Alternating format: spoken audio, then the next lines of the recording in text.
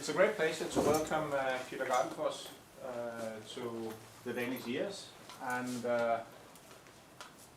Peter is foremost expert in cognitive science, philosophy, and host of related disciplines.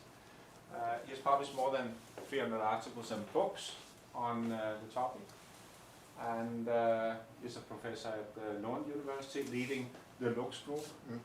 It sounds like a luxury problem there for you. And so we are very happy that you will share your thoughts with us today. So thank you so much for joining.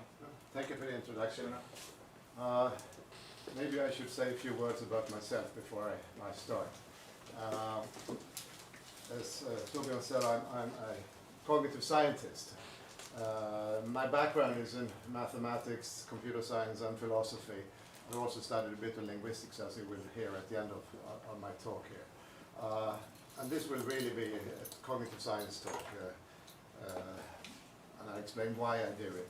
My research interests I should say something about this. This is a bit too weak, but it looks like a labyrinth or two halves of a brain. But if you see, you can see two letters, LUCS, meaning Lund University Cognitive Science, and that's the group I've initiated. But we also have a very big interdisciplinary research group at Lund called, this is CCL, and that's short for Cognition, Communication and Learning. So we are 5 different disciplines involved in that, and it's a big thing with PhD students and so on, running for 10 years. We are in the 8th year now, so it's almost finished. So these are my two home places at Lund University. Then I travel a lot, and I spend time at different institutes for advanced studies, and I very often meet Massimo Warglien, who is my collaborator on different things. I mean, he has a position here as well, so I thought I'd talk about something what we've done together. So this is a theory of events that we have developed together. But a little bit more about myself. I mean, I have, as Torbjörn said, I have had many interests in my life. I had a previous life where I did belief revision, logic, and decision theory. I have more or less left that. I'm still working a bit in decision theory, but more from an evolutionary point of view, because in my current interests are, well, one is concepts, concept formation, semantics for natural language, and we'll get into the semantics part here.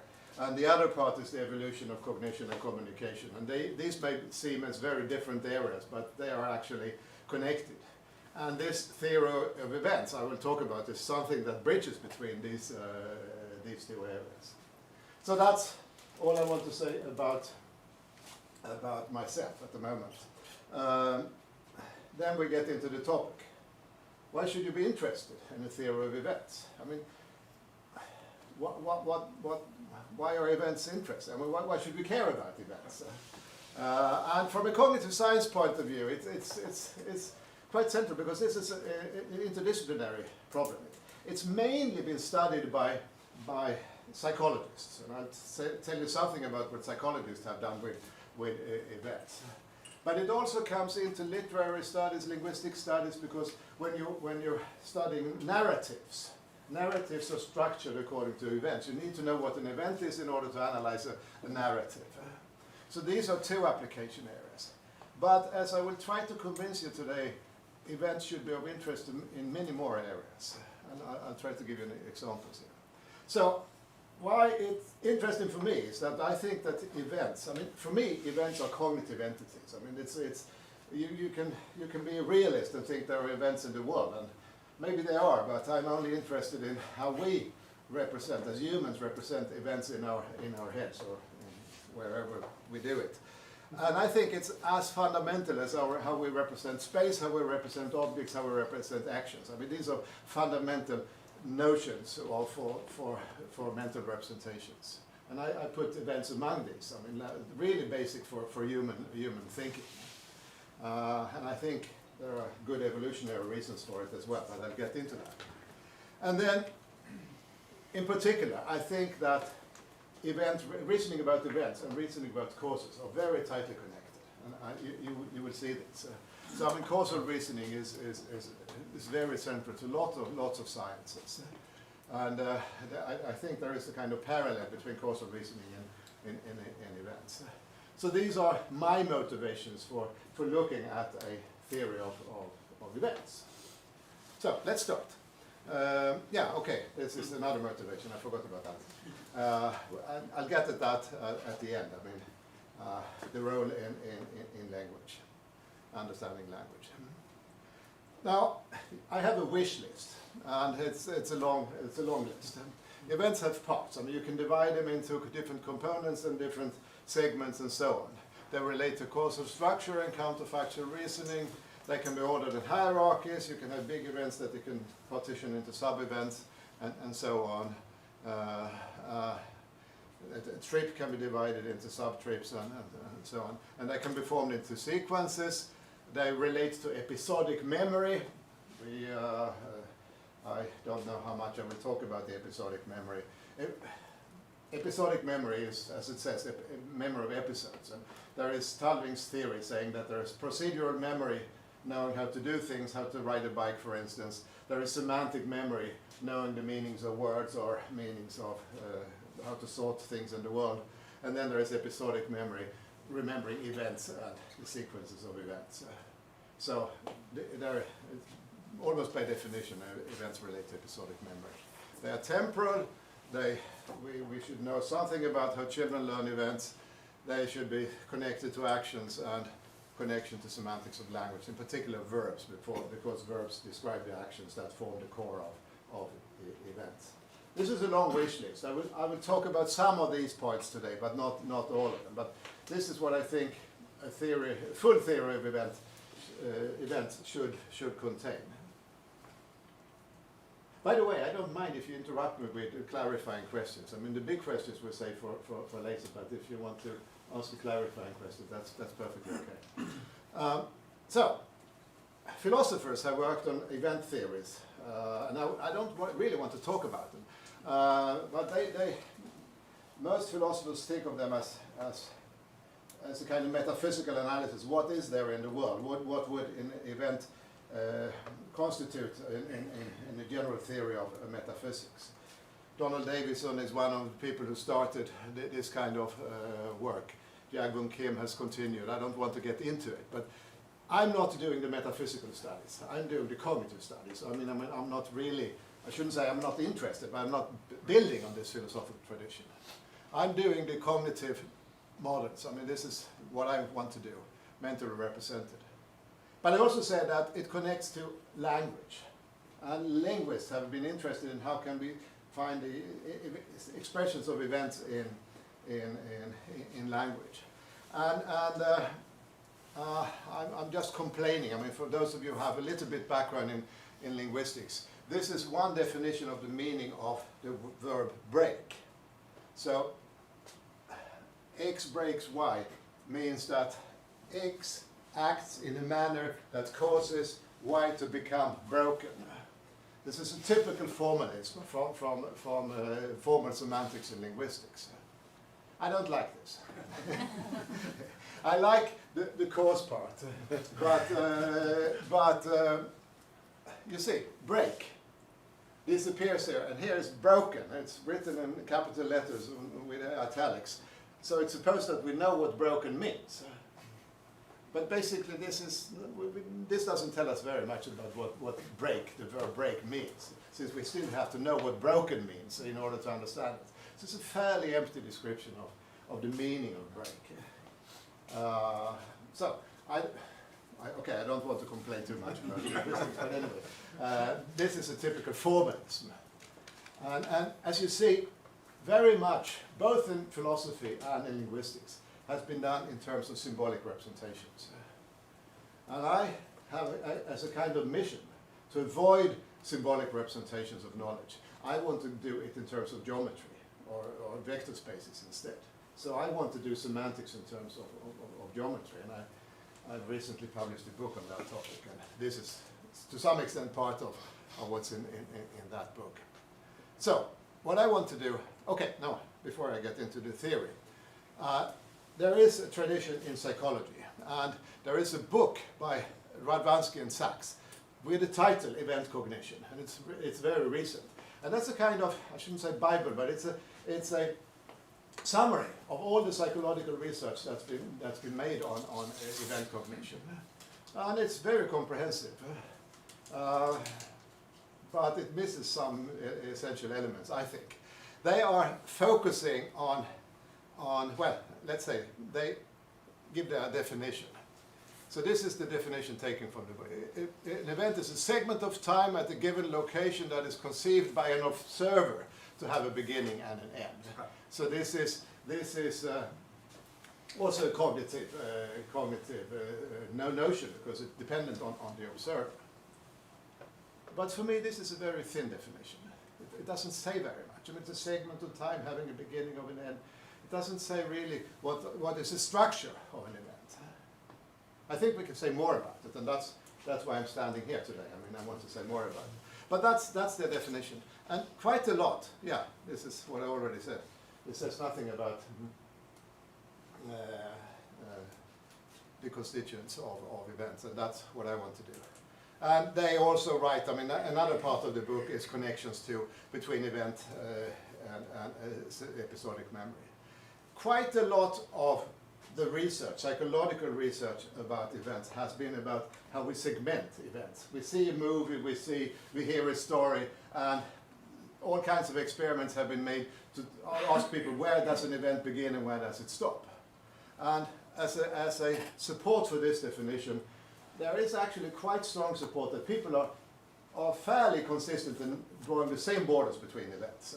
So we can partition a story in events. Okay, sometimes we make longer segments, or sometimes we make shorter. But anyway, there is quite a large amount of overlap between where people do the segmentation of the events. So we have some kind of common perception of where events begin and end. And this is the basis for their book. It's mainly about event segmentation. And in my opinion, too little about event structure. So now we get into the theory. This is what Massimo I mean, this is a very simple theory, but still I think it has fairly strong implications. So this is the picture of the theory. There are two vectors. One is a force vector, one is a result vector. There is an object that's a patient. That's what an event is, something happening, and this is what it happens to. Patient can be an object or a human, or lots of things. And often, but not always, they're an agent doing something that starts the event. But as we'll see, it's not really necessary. So this is the theory. Now let's see the force vector, and I really want to emphasize that we think of it as, well, if I'm pushing the table, there is a force vector, there is a direction, and so on. But if I'm walking, or if I'm throwing a basketball and so on, it's a bit more complicated. It's a pattern of forces that is generating the action. So simple model, force vector. More complicated is a force pattern. Then and it comes from force space. I mean, generated by an action. I'll get back to the details of this. The result vector describes the changes of the property of the patient. So if I'm pushing the table, what's happening sometimes is that the table moves. That's a change. It changes location. If I'm heating a soup, the temperature of the soup is changing. That's an event. If I'm breaking an egg, the structure of an egg changes, and so on. So the result is to describe the properties. Sometimes it's a change in location. Sometimes it's a change in different properties. I'll talk much more about that. States are special cases of events, and that's when the result vector is zero. I mean, it's just nothing happens. But there might be forces and there might be counter forces. I mean, if this glass is standing on the table, that's a state. but there is a gravity force and there is a counter force from the table. So there is a balance between forces in this. So what makes it a state is that the result vector is, there is no change in properties. Okay, I already said this. Now, sometimes the agent and patient are identical when I'm doing things with myself. When I'm walking, I'm generating a force pattern on my body parts, and as a result, I move in space. Or if I'm jumping, similar things. I mean, we can have actions on ourselves. That's also events. The agent is not always necessary. If something is falling, if I, well, I can't push it because then I'm an agent. If this happens to fall down, I mean, there is gravity acting as a force, but there is no agent, no action done. But there is still some force that makes it fall. Or if a tree is growing, there are internal forces in the tree that makes it grow. There is no agent generating the force. Okay, in growing it might be a bit of a marginal case. But typically there is an agent.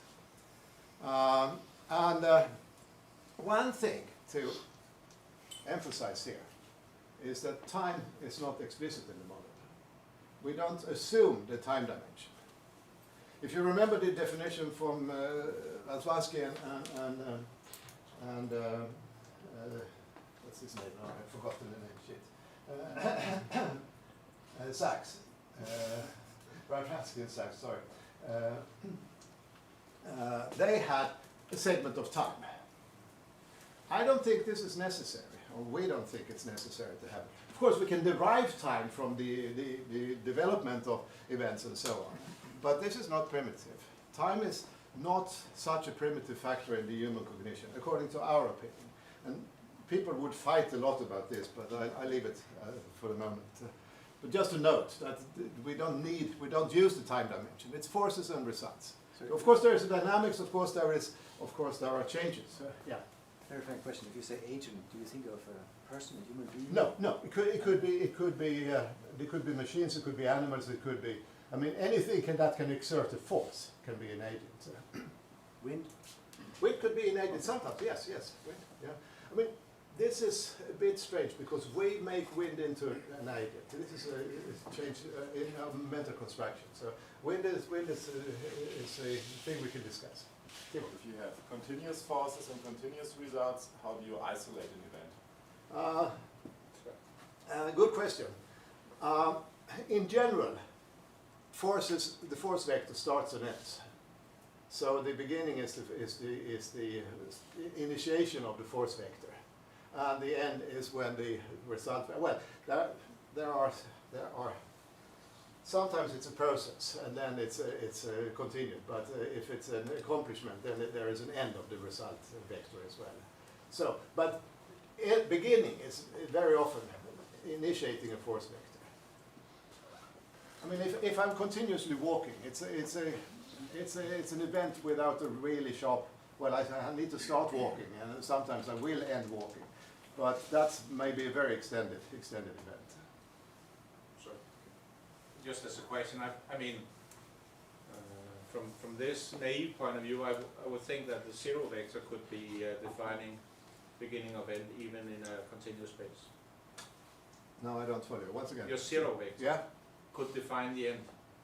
Yeah, when it becomes to the state. Right. Yeah. The zero vector is a point in the property space. Yes, you're right.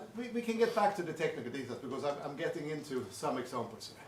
So here is a typical, prototypical example of an event. I mean, this is the agent, this is the patient, there is a force vector, you're pulling this sledge up a hill, and there is a result vector. The force vector and result vector are not parallel because there are friction and counter forces and so on. So I didn't mention the counter forces, but they will come back here. So that's just a typical example of an event. And it could be an ongoing process here. And now we get into a very important part. The force vector is the cause. The result vector is the effect. I mean, this is more or less a simple picture of what causation is. So there is a strong connection between events and causal relations. Yeah, I've already said this. Philosophers have spent very much effort on trying to define causes. What is different of this theory is that cause and effect are different types of things. The cause is a force vector. The result is a change in properties. In general, people think that causes and effects have the same kind of ontology or the same kinds of things. But we don't. And I think that's quite important. Another thing, now we get back to evolution of human mind. We have a tendency to put in agents in event representation. And now I can get back to your wind. We make the wind an agent. That's I shouldn't say it's an animism as such, but Piaget has this very nice example of when a tree is moving in the wind. Children will think that the tree is an agent, that the tree itself is moving the branches and so on. And there are lots of examples of animistic thinking in all kinds of cultures. And I think your wind example is good because it shows we still have some form of, we want to put an agent, we put a name of it, the wind, as the agent of something. That we want to fill in this, even if there is no agent, physically speaking. The human mind has this tendency to fill in agents. So here is an example with small children from the 1940s by Michaud. He showed simple movies where A is moving towards B and then there's contact and then B starts moving. Or in the second case, A moves towards B but there is no contact and then B starts moving. And then you ask children or adults what's happening. And in this picture, it's felt that A causes B to move. But down here, there is no such feeling. First A moves and then B moves. No causal relation. And Michaud did all kinds of variations of these movies to find out when there was perception of cause. And he defined it in terms of transmission of forces. So, I mean, in this case, I mean, there is the momentum of A is transferred into the momentum of B. And here there is no transmission of forces, so it's no causation. That's an early analysis. I don't think this covers everything, but it was a very interesting beginning, and it gave rise to a lot of experiments on perception of causal relations here. So there should be contact. There should not be too long time delay. I mean, if this takes a couple of 100 milliseconds before B starts moving, then people becomes, subjects become less and less certain that there is a causation. So this is experiments concerning causal perception. There is a book by Povinelli with the title Folk Physics for Apes. And he made a number of experiments showing that apes have problems in understanding causation. Surprising problems. And this is a good example. This is a peanut. And this is a transparent glass tube. And the chimp is given a stick, and it can push the stick through the tube here, and if it pushes it in the right direction, the peanut will come out in this end. But if it puts it in this direction, it will fall down in this pocket, and it won't get a reward. So guess what the chimpanzees do? They're given 50 trials here. Yeah? They attack it from the closest edge. No. No? They do it randomly. Ah. They don't learn it. They don't learn it. I mean, they after 50 trials, they still do it randomly. Very surprising. I mean, more or less randomly. There was one chimpanzee, female called Megan. She learned the trick. But she did exactly what you're saying. She learned to push it so that the stick passed the bulb before, not the closest end. She pushed it from this end.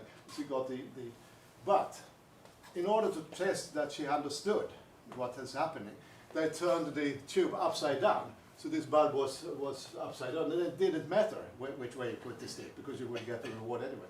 But she still continued to push the stick first over the bulb and then to the peanut. So she didn't understand the gravitation point here. This was very surprising when it came out, and it's been criticized and discussed, but basically apes don't get the point here. I mean, it's very surprising. Here are other experiments from the book. You have rakes, and this is a reward. And if you take this one, the ape is given a choice between pulling this one or pulling this one. That's what is within reach for the ape.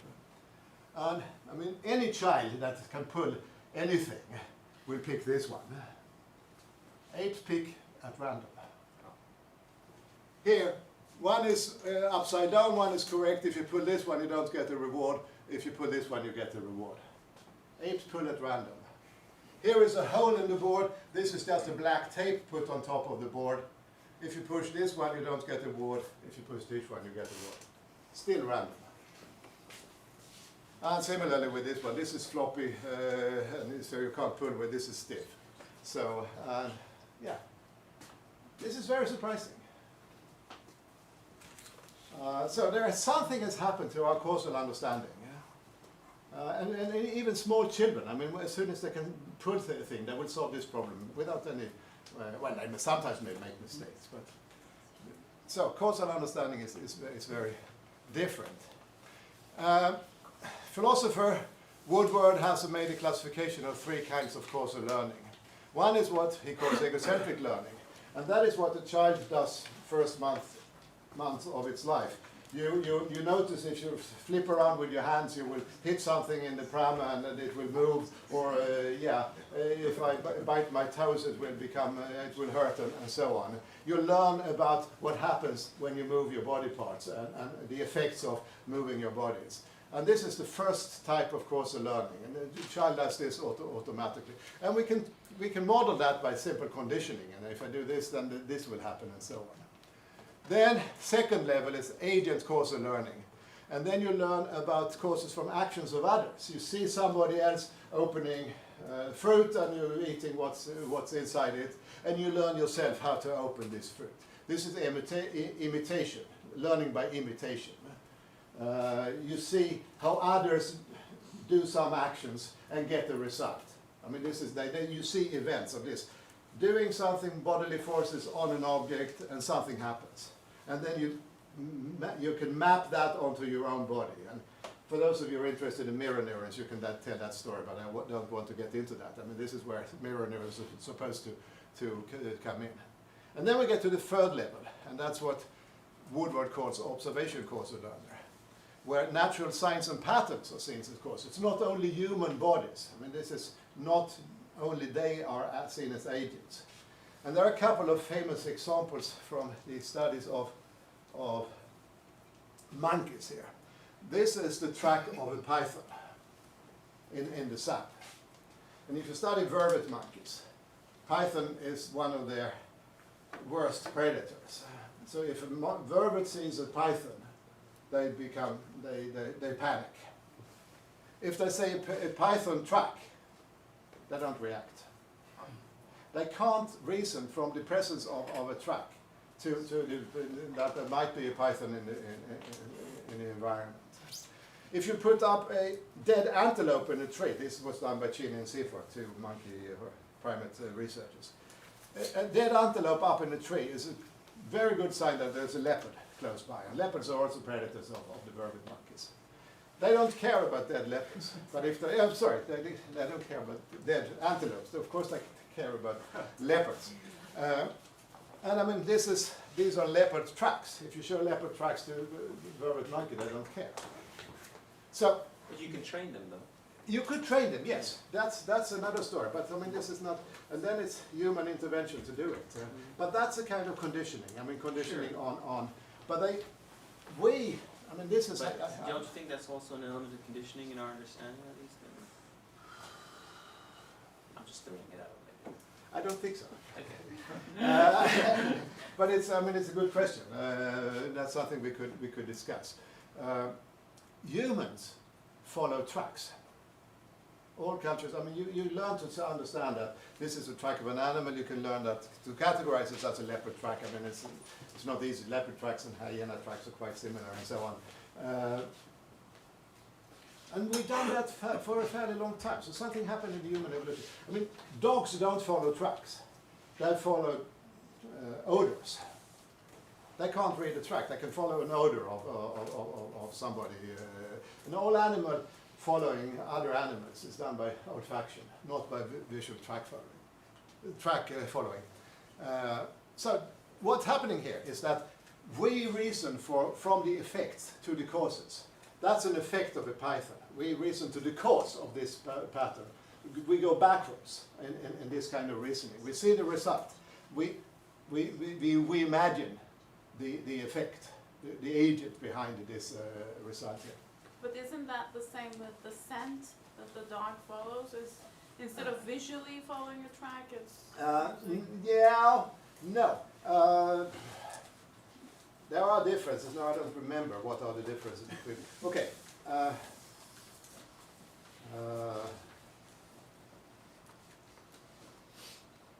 I would say that the dog is conditioned. I mean, this I would explain with some form of conditioning. Yeah? There is no mental picture. And there are differences. Okay.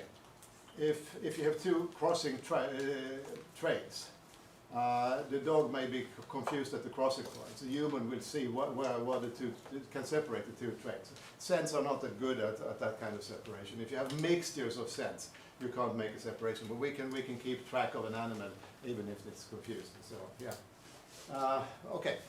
But this is so.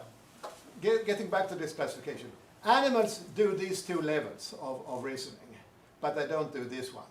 So humans seem to be the only ones who can reason about from effects to causes when it's natural, the natural science here.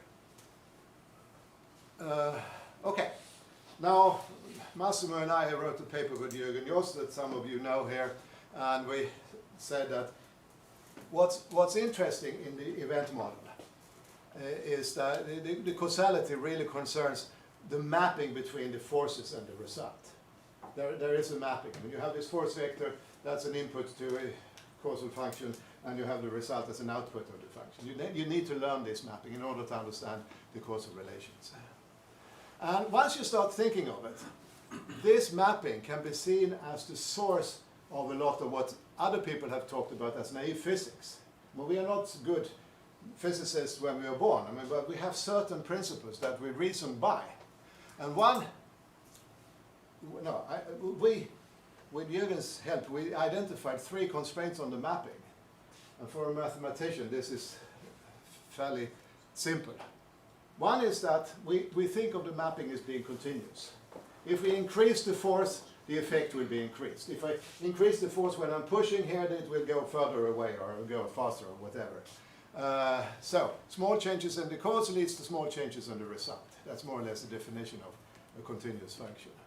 It's monotonous. If I have a larger, okay, I'm sorry, my illustration was the monotonicity. Larger forces lead to larger results. And the third one is convexity. Intermediate results are caused by intermediate forces. If I'm throwing darts or shooting at something, and first time I shoot too high or hits too high, next time I hit too low, then I try to find something in between in my thing. We're interpolating in our adjustments when we are practicing and so on. We're using this kind of convexity principle. So this doesn't identify the mapping function, but it's still 3 fairly strong constraints on how we map from causes to effects. So given our model, we can get a lot of the naive physics out from the mathematical properties of, and these very fundamental mathematical properties of the mapping function here. Now, yeah, go ahead. If you push your glass slightly, it will move towards the edge. At some point it will topple and you will not have a continuous result. Thank you. I should have said that. Continuous is not not So perfect. piecewise continuous. Piecewise continuous. Thank you. Piecewise continuous. Now, I had break earlier, but we could also have push here. But let's take break. I can bend a stick. I can bend something, and if I bend it, it bends more. I mean, we have the continuity, we have the monotonicity. But there is a point when it's not continuous anymore. What happens then is that we perceive it as another event. The discontinuities are signs of that. They are conceptualized as a different event. So of course this function is piecewise continuous, but it's also a way of identifying events when there are discontinuities. And that break, that very discontinuity is called by a particular name. It's the breaking of the stick. So that it gets a special name. But thank you for the comment. Yes, that's very good. Okay, we talked about agent, patient, force vector, and result vector. That's the kind of minimal model. Linguists have analyzed what are, they call it thematic roads in events, and there are more things. Okay, officially we represent this model in terms of conceptual spaces, and an agent is an object, but it is an object that can exert a force, it can generate a force. That's how we identify agents. Patient could be any object. It's category space, physical space. All patients normally have locations in typical events. The patients have locations in space and have certain properties. We can think of abstract events as well, but I don't want to get into that. Sometimes there are recipients, and in particular in human interactions. I can give you a book. Then I'm the agent, the book is the patient, you're the recipient. And I will, if I have time, I will get back to that situation. Then you have three objects in the event. That could be instruments. I could push this with my finger, but I could also push this with something else. I could have an instrument. I can hit a nail with my hand, but it will hurt, so I hit it with a hammer. And that's instruments can be seen as transformations of the force vectors. A hammer will amplify my force. A stick will lengthen my action radius and so on. Yeah. So we have instruments of different kinds. And I also already mentioned the counter forces exerted by the patient there. So the mapping becomes complicated sometimes because we don't always know what are the counter forces. And even more complicated is when we take the intentions of the agent into account. But let's see if I have time to get into that. I probably don't. Okay. Anyway, we can talk about hierarchies of events. What is this? Give me a name. What is it? It's an event, but what is it? Come on. Give me a word. Clearance. Olympics. Yeah, okay. The Olympics. No, it's it's a bodily action. Well, very abstract. A sport event. Yeah, very expert. Individual sport event. It's not a team. It's a track and field event. Now, yeah, it's a high jump. It's a Fosbury flop if you know something about high jumps. I was expecting you to say a jump or a high jump, because that's what's called the basic level in prototype theory. We have a particular level of categorizing events. So events also go by this kind of prototype levels here. And we talk about event categories. I mean, this is an example of a high jump, but it's also an individual or a particular event. So we can make the same distinction between categories and individuals here. We can segment events, and we have all kinds of complex events like trip, marriages, parties, tennis matches, movies, whatever, political campaigns. Lots of events can be segmented into parts. And as I said, this is what's been studied by psychologists quite a lot. And I already said that they agree to a large extent on event boundaries. And this is a speculation, because when the psychologists have studied these borders, they haven't really tried to analyze why we make these borders. They just find that we are very consistent in making them. And our speculation is that the borders are where there are big changes in force patterns. When forces are initiated or when they're stopped. So this would be a way of going back to the data and look for changes in force patterns. We haven't done it. I don't think anybody has done it. But this is a speculation that we would see event starts and ends where there are highest changes in force patterns. If you have a sequence or a segmented event, you can ask how do the pieces hang together. And yeah, okay, we say that force patterns determine the segmentation here. Sequences of events then. How do you aggregate sequences of events?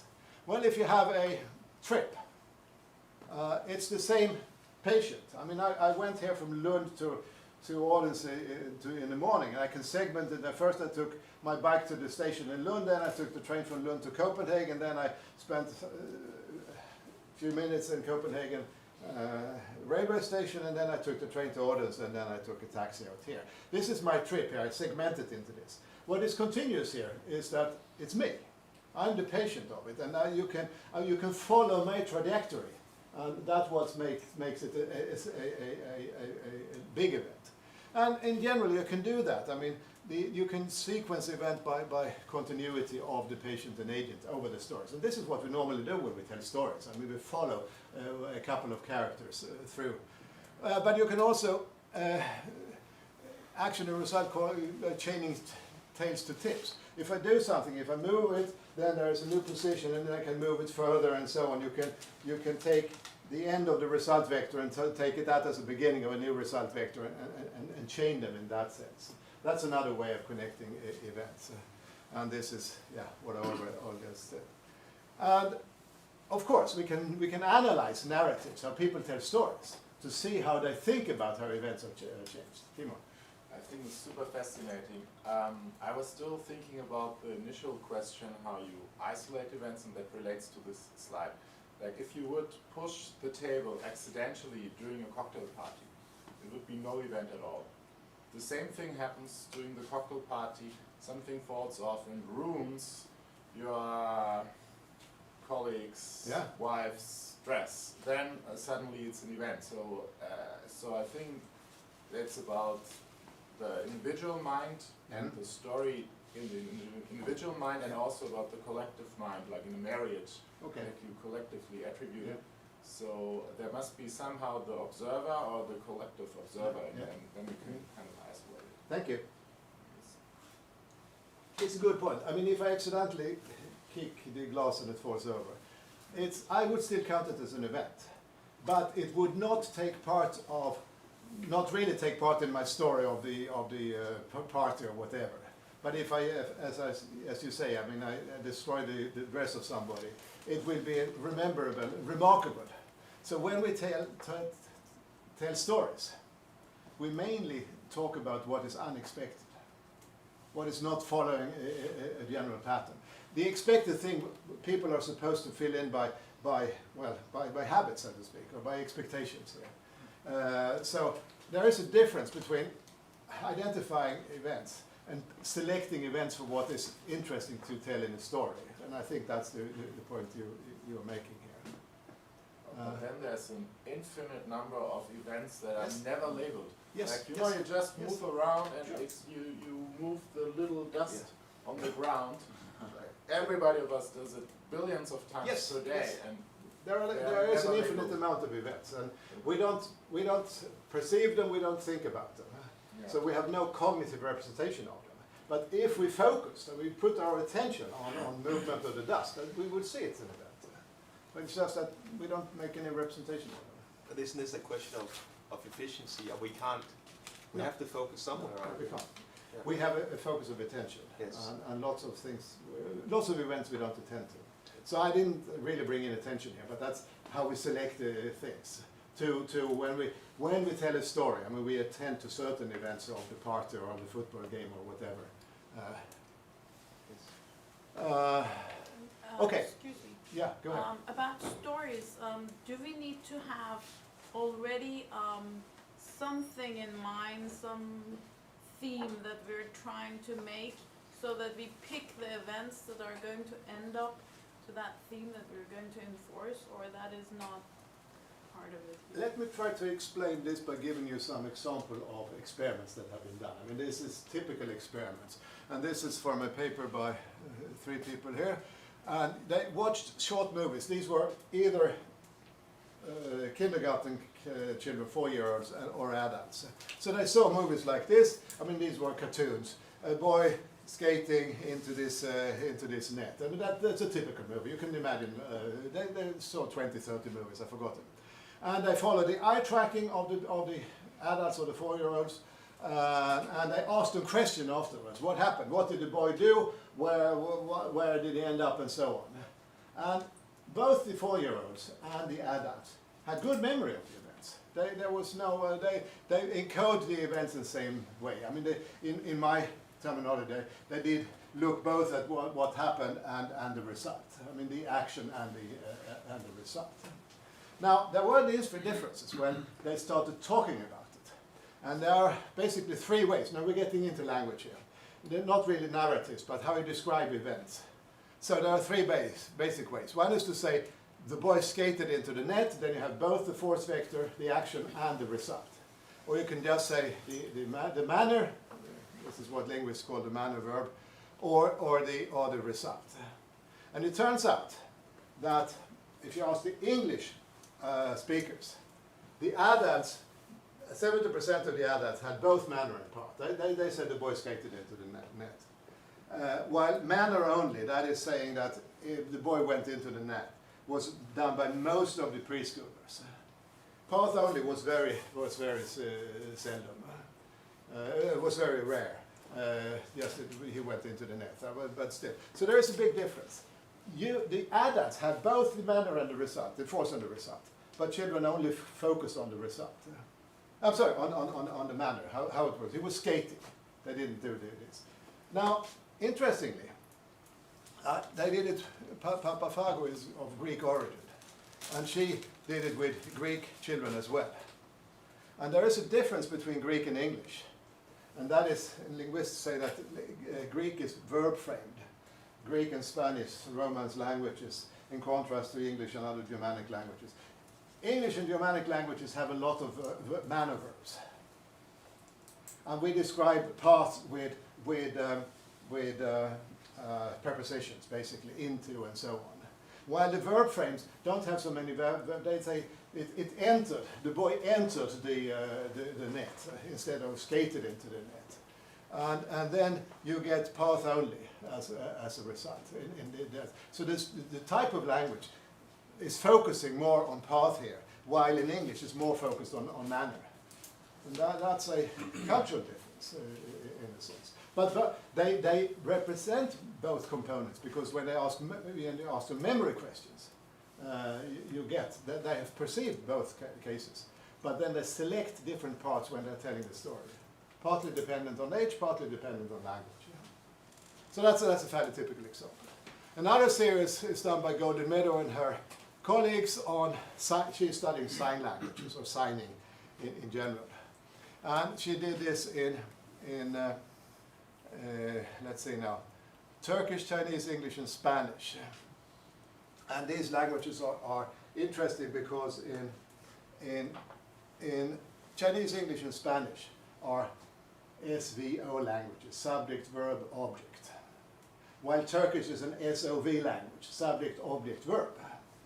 And when they gesture, they all gesture subject, object, verb. While when they speak, the Turkish, of course, talk subject, object, verb, while the others, I mean, Chinese is a little bit in between, but both English and Spanish is only subject, verb, object. So when they speak, they follow the pattern. But the interesting thing is when they sign, they were supposed to sign, or that I kicked you or something, and then I do you, and then kick. So they first do the agent patient, and then they do the action in signing. And that turns out to be fairly universal. And one idea, this is from Golden Meadow, the verb is relational. I mean, it's a relation between subject and object here. So relata must be introduced first. before you can tell the So the question is, well, she thinks of this as the evidence for cognitive primacy of SOV structures and thinking. It shows up very naturally when people start signing. While many languages, I mean, most in the European languages are SVO languages.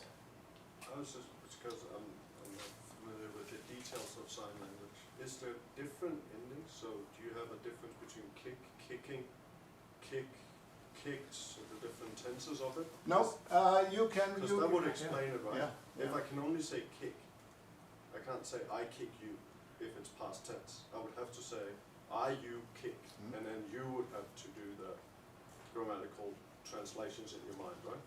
That it has happened. I'm not an expert of sign language, but you can mark tense. You can mark that something happened in past tense. Okay. You do that by hand is backwards, for instance. Yeah. So, but you can do it. I mean, sign languages are as rich as spoken languages. But don't ask me about the details, because this is, they did something, this is home signing children. These are children that have not been taught sign language. These are the ones, the kind of signs that develop between a parent and a deaf child. And they sign in a similar way, which is the SOV structure again. And her conclusion is that the central elements of a motion event, I mean, that you have to, you're representing the agent, the patient, and the action. That representation is done without language. They have some kind of event representation. And in these home signs, the homemade sign systems, they still have the representation for these three parts, and they do it in that order, the SOV order in signing. So that's another study of Golden Meadows.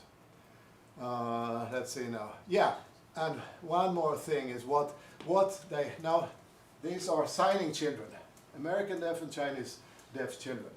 And now we get back to these different components I was talking about. This is the endpoint of the result vector, if it's a movement. This is the agent. This is the location. I didn't talk about that. The recipient, and the start of the result vector, if it's a movement origin.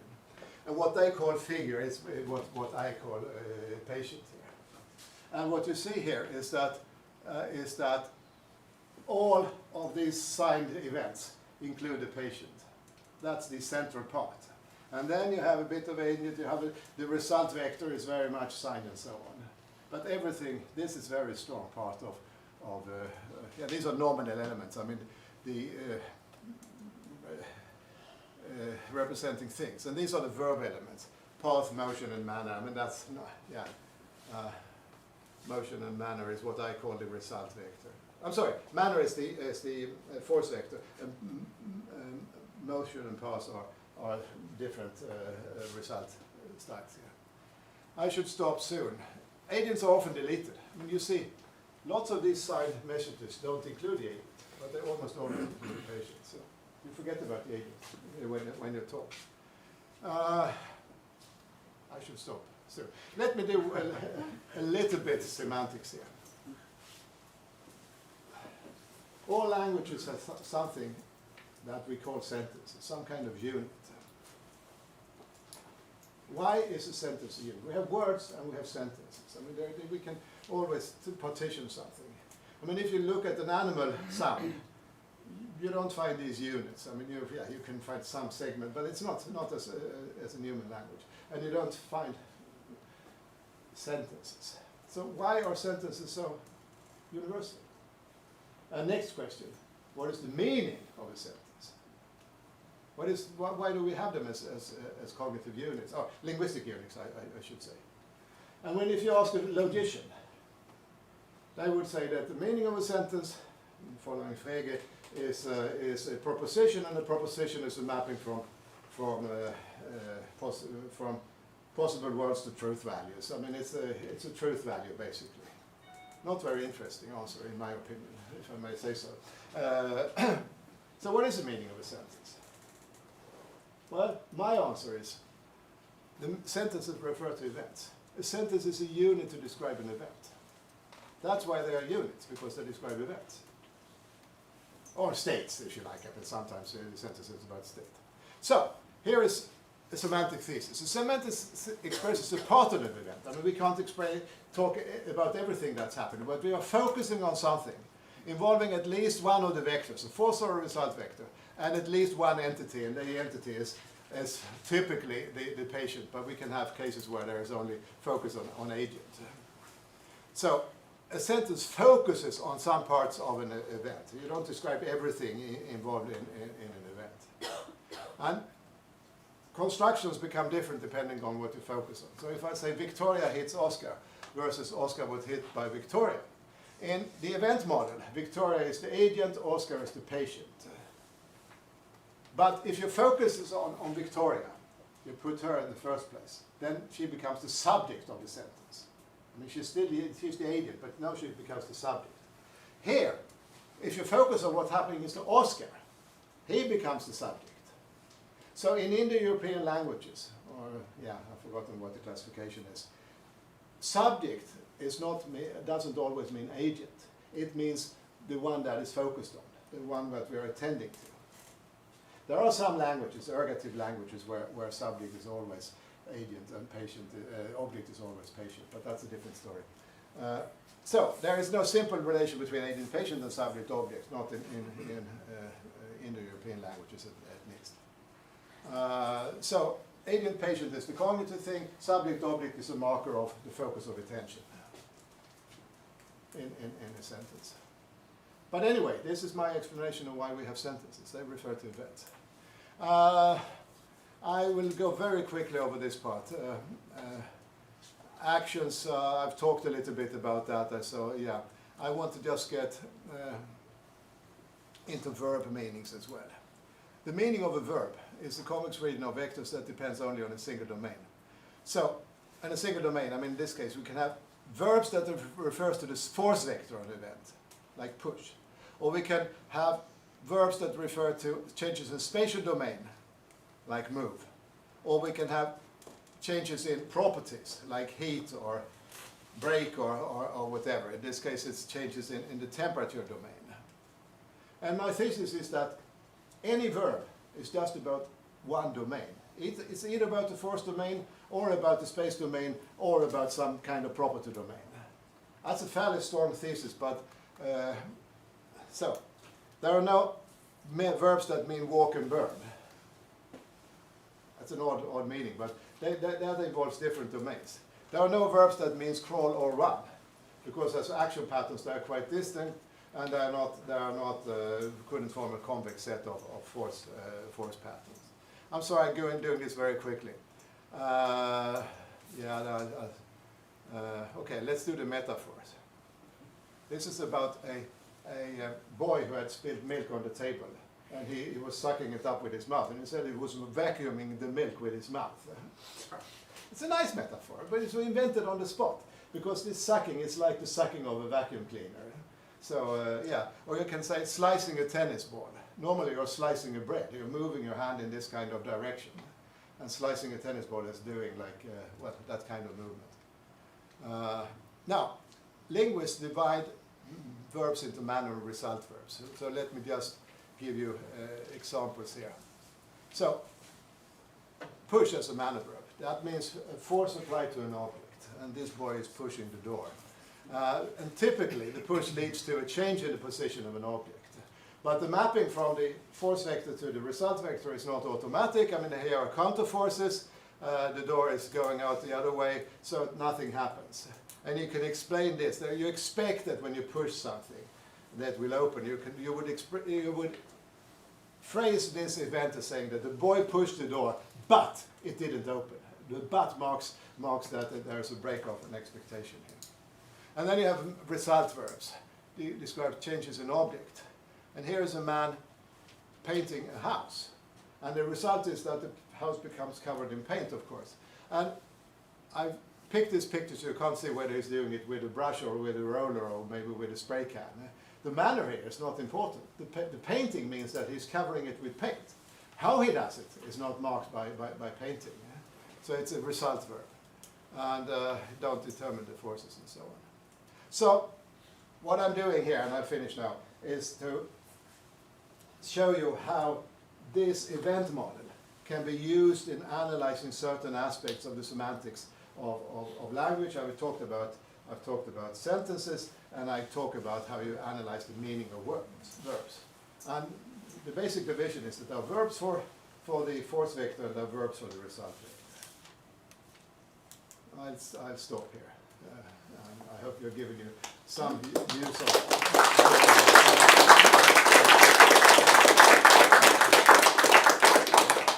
Thank you so much, Peter. And we have quite a few questions along the way. There are two more. Let's take time out for these questions. And before that, I have a proposition. And that is, we all go up afterwards and talk a bit more, or at least enjoy some food. There's some bites there, a few drinks, and we can discuss a bit more about Jens. But the two questions. So you had one. So, thank you, Peter. Just quick question, coming from where I come from, the ecological perspective. So, because I'm a bit, hesitant about how you interchange between the linguistic data and cognitive data, as if there's a shared layer of representation there, which of course builds on the view that cognition must be representational and language must be some kind of uttering these representational patterns. So I was just wondering, if you go to the ecological psychology, you would find a lot of theories about events that don't share these representational ideas. Yeah. And I was just wondering, how would you make that fit into your story, or would you just reject that because you say that cognition by definition must be representational? I wouldn't reject it, but as I said at the beginning, I think that Radwanski's and Sachs' theory is lacking to describe. They don't describe the structure of an event. They're interested in the beginning and the end. That was what's part of the definition. And I want to use the event model as a basis for a semantics of certain parts of language. I can't talk about nouns and adjectives and so on here, but verbs at least. So this model, including the components, of the two-vector model and some extra components, I see as the semantic representation that we then use to talk about. That's what language refers to, these things. So I identified an event as a unit, and the unit comes out as a sentence in language. So I don't know if this answers your question, but still, the important part is that other event theories have, in general, there might be exceptions, forgotten about the internal structure of events. Yeah. Well, but you don't really. You talk about the perception of events and the representation of perceptions of events, but not really the events. Unless this is a cognitive theory. I talk about the mental representation of events. But you could have cognitive theories that talk about the interaction between the animal and the environment as a similarly cognitive theory that doesn't take that representational level as explanation. Yeah. That's my point. No, okay, that's fine. Yeah. Of course, there are other aspects. If you want to be a realist and talk about, Sure. then it's a different theory of events. But I'm talking about the mental representation of events. Yes. Yeah. Thanks. Lars, got a question? Yeah. Thank you for a very inspiring lecture. I just wanted to hear your take on a completely different branch of knowledge, where event is actually a key concept, namely history. So, as far as I can see, the development has been that the event is still a sort of the nuts and bolts of history and the way you teach history and so on. But of course, on the philosophical level, historians have become less sure about the realism of events. But these are, of course, very complex narrative structures also to represent historical events and so on. I'm just curious to I just wanted to chip in that event is actually a very important but also quite unanalyzed piece in historical philosophy. Yes, and I know very little about the methodology of history, but I've still understood that when I was a kid I was taught about kings and wars. These were the big events. But then historians have changed and look much more at the low-level structure of societies and economic changes and whatnot. They've changed the focus of But what it's- are the interesting events. I mean, different scales, different focuses of description. But they haven't gotten rid of events actually. No, they So, don't. But yeah, the question is what are, I mean, as somebody said, there are infinite number of events happening. The questions are which are the interesting ones. And that has changed over time, which events historians think are interesting. The ones we want to talk about. So, So writing history is basically selecting a small number of events from the infinite mass that has passed. so Peter, here's a T-shirt. Thank you. Thank you. It's famous, and I'm not sure it will serve you on the way home, but Okay. I hope it will serve you. Later. And thank you so much Thank you. for Thank joining you. us. Thank you for the And, questions. and I hope all of you will join us up there, and there'll be, of course,